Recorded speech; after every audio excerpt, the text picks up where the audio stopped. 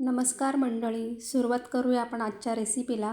इथे मी 1 कप मूग डाळ घेतलेली आहे आणि भजी छान कुरकुरीत होण्यासाठी याच्यामध्ये आपल्याला अर्धा कप चणा डाळ टाकायची आहे आणि तो कुरकुरीतपणा जास्त वेळ टिकून राहण्यासाठी इथे मी 2 चमचे तांदूळ टाकलेले आहे. आता याच्यामध्ये भरपूर सारं असं पाणी घालून आपल्याला ह्या डाळी 3 पाण्याने स्वच्छ अशा धुवून घ्यायच्या आहे. स्वच्छ धुवून झाल्यानंतर याच्यामध्ये पुन्हा आपल्याला पाणी टाकायचं आहे आणि इथे मी ही डाळ रात्रभर भिजत ठेवलेली आहे. तुमच्याकडे वेळ कमी असेल तर तुम्ही 5 ते 6 तास भिजत ठेवली तरीही चालेल. आता डाळ छान भिजली आहे की नाही आपण बघूया. तर आपण बघू शकतो इथे चणा डाळ ही छान भिजलेली आहे. तर आता पाणी निथळून घ्यायचं आणि मिक्सरच्या भांड्यामध्ये आपल्याला थोडी थोडी करून ही डाळ वाटून घ्यायची आहे. याच्यामध्येच आपल्याला 7 ते 8 लसणाच्या पाकळ्या टाकायच्या आहे, थोडंसं आलं टाकायचं आहे आणि इथे मी 4 ते 5 हिरव्या मिरच्या तुकडे करून घेतलेले आहे. तिखट तुम्ही तुमच्या आवडीनुसार कमी जास्त करू शकता आणि पाणी न टाकताच आपल्याला ही डाळ वाटायची आहे.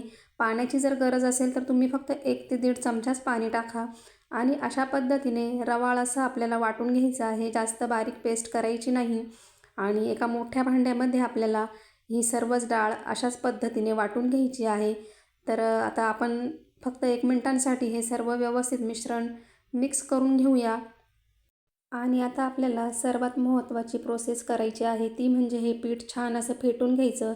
पीठ छान असं फेटून घेतलं की पीठ छान असं हलकं होतं आणि भजी देखील छान अशी कुरकुरीत येतात.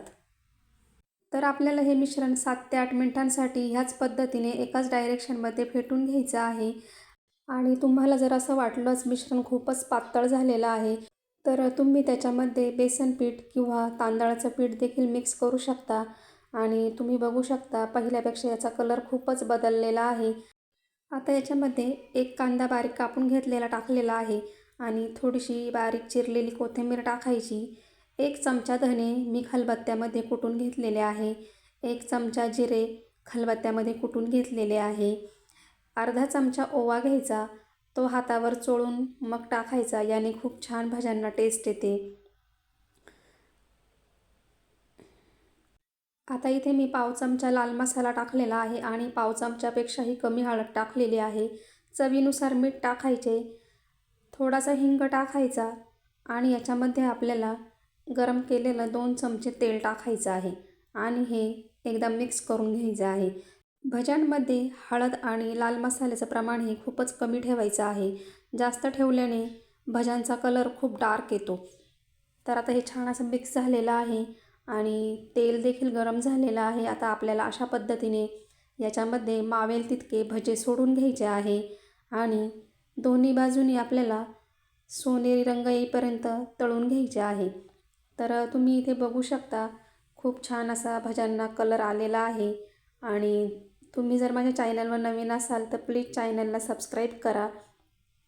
आणि तुम्हाला जर ही मूग भज्याची रेसिपी आवडली असेल तर लाईक करा, कमेंट करा, चॅनलला सबस्क्राईब करा. तुम्ही माझा व्हिडिओ शेवटपर्यंत बघितला त्याबद्दल आभारी आहे. धन्यवाद.